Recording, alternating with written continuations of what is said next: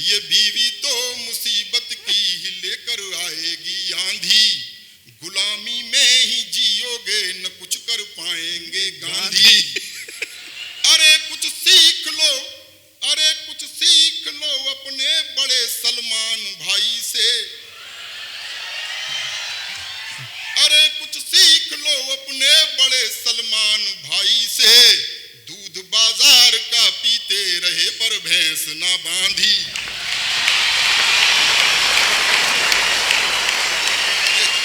आपने मुमताज को सुना तो ऐसा लग रहा था कि मंच की लक्ष्मी स्वस्ति वाचन कर रही, और जब आप रमेश मुस्कान को सुनेंगे तो ऐसा लगेगा कि जैसे शनिश्चर अपनी ग्रह दशा बता रहा है आपको।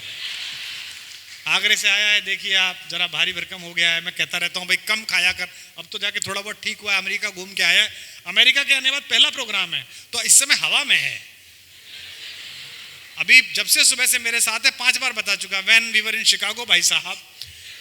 मैंने कहा बेटा मैं ऐसी जगह ले जा रहा हूँ गुजरातियों के पास जिन्होंने अमेरिकियों की हवा टाइट करी है आज।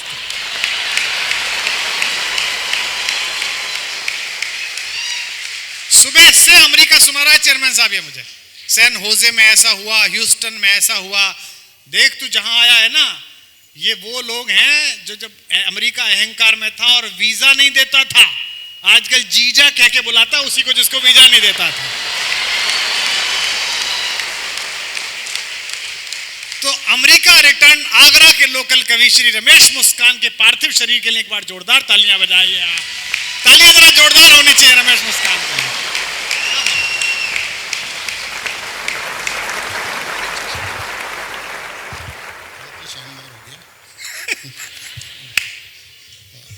हाँ। किसको? तू अभी कहाँ गया था? जिस मोबाइल की बात कर रहा था उसी पे बात करने गया था ना?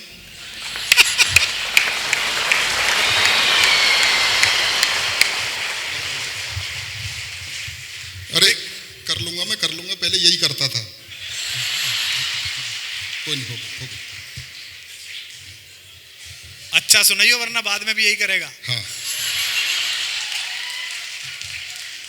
माँ सरस्वती को प्रणाम करता हूँ, आप सबकी पावन उपस्थिति को प्रणाम करता हूँ। बहुत शानदार कविताएं हो गई, मुमताज जी ने भावुक कर दिया और आप हो भी गए।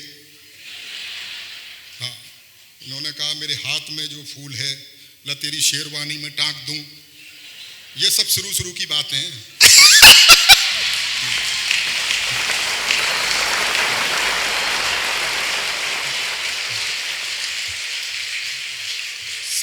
शादी के बाद शर्ट की बटन टांकने को कह दो कि एक बटन टांक देना, कहां तोड़ लाए।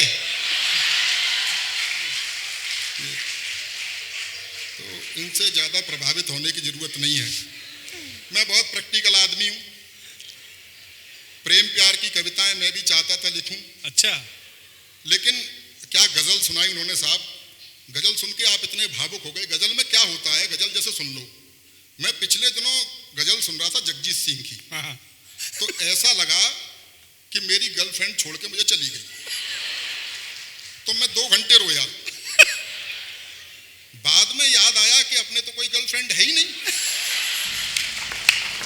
तो इस चक्कर में 4 घंटे रोया।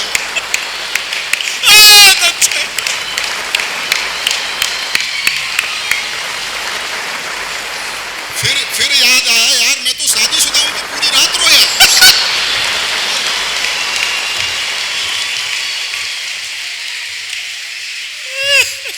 तो इन चक्करों में पड़ने की जरूरत है नहीं। डॉक्टर कुमार विश्वास मेरे बड़े भाई हैं, बहुत प्रेम करते हैं। जैसा उन्होंने मेरा परिचय दिया आपने समझ लिया हुआ कैसा प्रेम है। मैं सच बता रहा हूँ, बहुत प्रेम करते हैं। कई देशों की यात्राएं मैंने इनके साथ की। हम और डॉक्टर कुमार विश्वास इकट्ठे जवान हुए। इसमें हंसने की क्या बात है। हम और डॉक्टर कुमार विश्वास इकट्ठे जवान हुए। वो बात अलग है कि जवान हो गए और मैं इकट्ठा। बता रहे थे मोटा हो गया है। अच्छा, कई देशों 17-18 देशों में मैं इनके साथ गया हूं। ऐसा नहीं प्रेम करते हैं इसलिए ले जाते हैं। और मेरे प्रति इनका प्रेम वही है जो आजकल इनका केजरीवाल के साथ चल रहा है।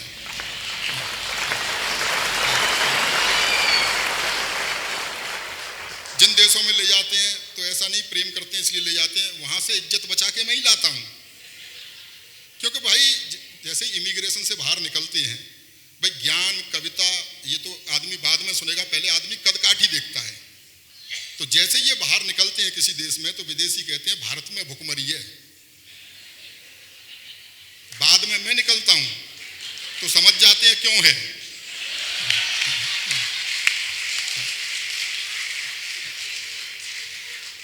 बहुत प्रेम करते हैं, जहां भी जाओ बहुत वीआईपी व्यवस्थाएं मिलती हैं। आजकल इनको वाई+ श्रेणी की सुरक्षा मिली हुई है।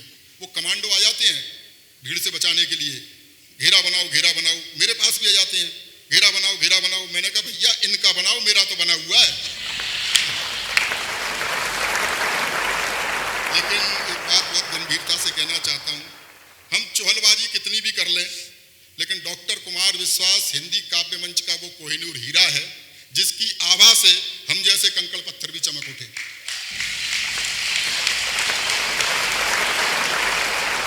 इन्होंने प्रेम प्यार की कविताएं लिखी, पूरे देश दुनिया ने सराही। मेरा मानना ये है, ये प्रेम प्यार की कविताएं कोई खास बात है नहीं। अच्छा। हाँ, ये कॉलेज टाइम में जो कुछ हरकतें की गई होती हैं उसका काव्यानुवाद है। हाँ, कॉलेज तो मैं भी जाता था। अच्छा। लेकिन मैं पढ़ने जाता था। प्रयास मैंने भी कि कोई प्रेमिका हो। ऐसा नहीं कि प्रेम में जैसा ये बता रहे हैं सब कुछ ठीक ठाक चलता है। हो सकता है इनको दिखी हो प्रेमिका की नीली नीली आंखें तो वैसा लिख दिया। मुझे तो उसके बाप की लाल पीली पहले ही दिख गई थी। प्रयास किए तो परिणाम कुछ इस तरह के निकले। थोड़ा माहौल बनाइए, आनंद लीजिएगा। इसके बाद डॉक्टर कुमार विश्वास जी को आपको सुनना है। मैं बहुत सीधा सरल लिखता हूं। क्या परिणाम निकले? अखियां लड़ गई। वाह वाह नहीं, परिणाम सुनिए। अखियां लड़ गई, एक पल्ले पड़ गई, बात बढ़ गई, दिमाग को चढ़ गई। मेरी जिंदगी में एक कहानी और गढ़ गई। इजहार किया तो 3-4 जड़ गई, महीनों की आशिकी मिनटों में जड़ गई।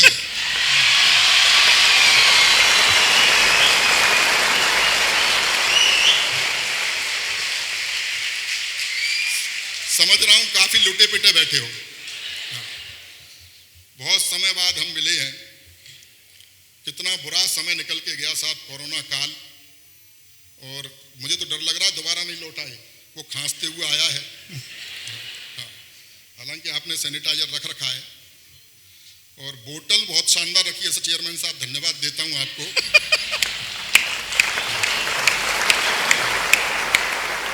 बोतल खोल के मैंने जब लिया तो पता लगी नीट पानी है।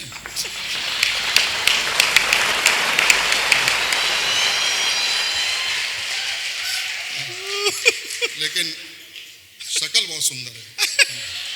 चलिए जी, बहुत समय हो गया। क्या बुरा समय साहब झेला हमने कोरोना काल। 2 लॉकडाउन, कितना बुरा समय था। याद कीजिए पहला लॉकडाउन कितने डरे हुए थे हम। सर्फ के पैकेट को सर्फ से धो रहे थे। अद्भुत काम था। अपनी ही पत्नी के साथ घर में बंद थे, उसी की शक्ल देखनी पड़ रही थी। ब्यूटी पार्लर तक बंद थे।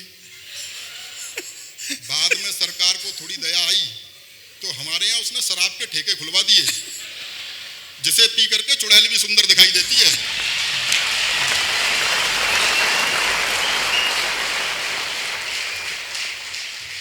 अद्भुत समय था साहब। और ये कोई जोक वोक नहीं, सच्ची घटना बता रहा हूं मैं अपनी पत्नी के साथ बंद, बाहर पुलिस डंडे। 2 ही लोग काम कर रहे थे उस समय लॉकडाउन में। 2 लोगों ने बड़ी सेवा की, डॉक्टर्स ने और पुलिस ने। यकीनन दोनों ही वैक्सीन लगा रहे थे। डॉक्टर पूछ भी लेता था कि पिछली बार कहां लगी थी। पुलिस नहीं पूछ रही थी। ऐसी स्थिति में मेरी पत्नी बोली कि सुनो जी, मेरी लिपस्टिक खत्म हो गई है। क्या समस्या देश में फैली और उसे किसकी चिंता है? सुनो जी, मेरी लिपस्टिक खत्म हो गई है, मेरी सहेली के घर से एक लिपस्टिक ले आओ। और बाहर पुलिस। मैंने कहा तेरे जरा से होठ लाल करने के चक्कर में पुलिस मेरा क्या क्या लाल करेगी।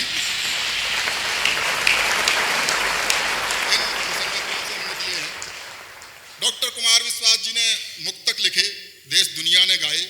आप भी गुनगुना रहे थे, शुरू में भी देखा मैंने कई लोग यहाँ पे कोई दीवाना कहता है। इन्होंने लिखा, मोहब्बत सिर्फ एहसासों की पावन सी कहानी है।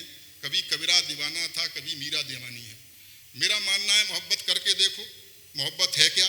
मैंने कुछ तुक्तक लिखे, एक तुक्तक सुनाना चाहता हूं। तुक्तक? मोहब्बत क्या, ध्यान से सुनना। हाँ। और ये मैं गा के सुनाऊंगा।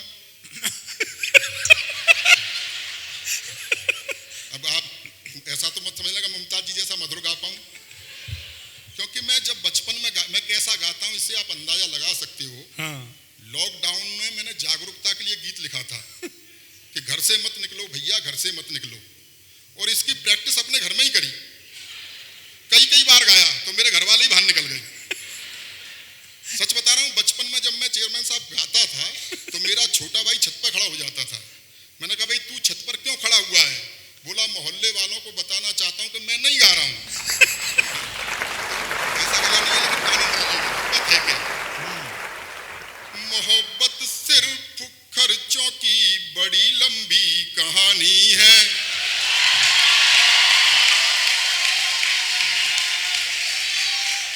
समझ गया, सबका बजट बिगड़ा हुआ है। मोहब्बत सिर्फ खर्चों की बड़ी लंबी कहानी है। कभी पिक्चर दिखानी है, कभी साड़ी दिलानी है। मास्टर रोज कहता है कहाँ है फीस के पैसे। मास्टर रोज कहता है कहाँ है फीस के पैसे। उसे समझाऊं मैं कैसे, मुझे छोरी पटानी है। और जीवन आगे बड़ा कठिन है। अभी तो ये आगे फैकल्टी के लोग बैठे हैं, इनकी तो हो गई, और जिनकी नहीं हुई है उन्हें ज्ञान की बात बताना चाहता हूं। हाँ। ये बीवी तो मुसीबत की ही लेकर आएगी आंधी। कोई गुलाब नहीं टांगता। भुक्तभोगी हैं सारे। ये बीवी तो मुसीबत की ही लेकर आएगी आंधी। गुलामी में ही जियोगे न कुछ कर पाएंगे गांधी। अरे कुछ सीख लो, अरे कुछ सीख लो अपने बड़े सलमान भाई से। अरे कुछ सीख लो अपने बड़े सलमान भाई से। दूध बाजार का पीते रहे पर भैंस ना बांधी।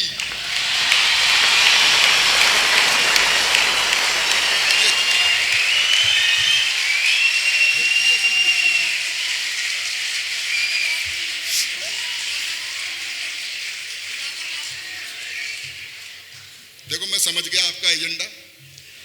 पीछे से एक की चीख निकल गई, ये कह रहा था दोबारा सुना दो। इसको कितना भी दोबारा सुन लो, इसमें डेरी का पता फिर भी नहीं आएगा।